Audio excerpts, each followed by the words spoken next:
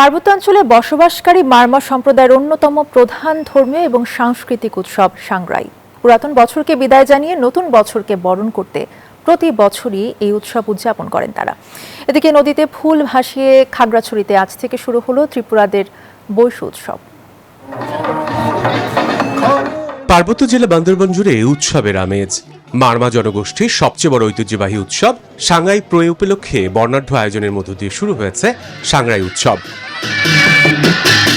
এ উপলক্ষে সোমবার সকালে বান্দরবান শহরের ঐতিহ্যবাহী রাজার মাঠ থেকে শুরু হয় বর্ণাঢ্য শোভাযাত্রা। ঐতিহ্যবাহী রঙিন পোশাক, নাচ, গান আর মাতৃভাষায় নববর্ষের শুভেচ্ছায় মুখর হয়ে ওঠে পুরো শহর। শোভাযাত্রায় জেলার বিভিন্ন ক্ষুদ্র নৃগোষ্ঠী সহ হাজারো মানুষ অংশ নেন।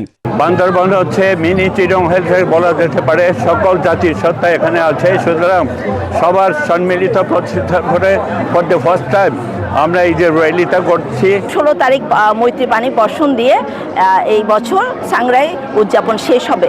বিভিন্ন ক্যাং বিহারে চলছে মঙ্গল প্রদীপ প্রজ্বলন, ছায়াং দান সহ নানা ধর্মীয় আচার। একে অপরকে পানি ছিটিয়ে নতুন বছরের শুভেচ্ছা বিনিময় করছেন সব বয়সী নারী পুরুষ। যদিও এটি মারমা সম্প্রদায়ের উৎসব, তবুও সব সম্প্রদায়ের মানুষের অংশগ্রহণে পুরো বান্দরবান যেন পরিণত হয়েছে এক মিলন মেলায়। ভালো লাগছে, কারণ এটা হচ্ছে আমাদের ঐতিহ্যবাহী একটা উৎসব, আমাদের সাংগ্রাই। আমরা মারমারা সাংগ্রাই বলি, চাকমারা বিজু বলে, মোরা চাংক্রাইং বলে, আবার হচ্ছে আপনার আমাদের খ্যাং জনগোষ্ঠী তারা সাংলাইং বলে। এইভাবে করে আমরা সাংগ্রাইকে উদযাপন করে থাকি। সাংগ্রাই উৎসবের উপলক্ষে আমরা সকলে এখানে সকল ক্ষুদ্র নৃগোষ্ঠী অংশগ্রহণ করেছি। এদিকে খাগড়াছড়িতে নদীতে ফুল ভাসিয়ে গঙ্গা দেবীকে পূজার মধ্য দিয়ে ত্রিপুরাদের বৈশু উৎসব শুরু হয়েছে। বৈশবী উৎসবের পাশাপাশি মারমা জনগোষ্ঠীর নতুন বছরকে বরণে মঙ্গলবার অনুষ্ঠিত হবে মঙ্গল শোভাযাত্রা।